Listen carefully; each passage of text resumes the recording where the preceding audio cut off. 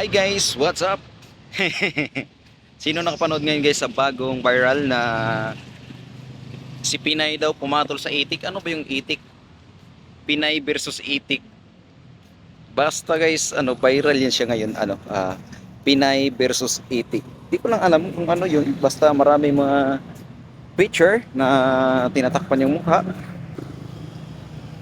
Tapos ang daming mga nagla-like sa mga picture tapos tumatawa, masabi daw initik daw. Di ko alam kung ano yung initik or anong ibig sabihin nun ng initik.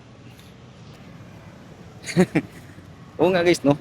Pagtapos ng 2025, grabing viral ang dumadaan sa mga OFW.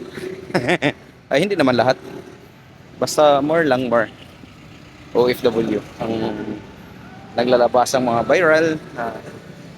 Yun lang. Taglamig na daw kasi, taglamig.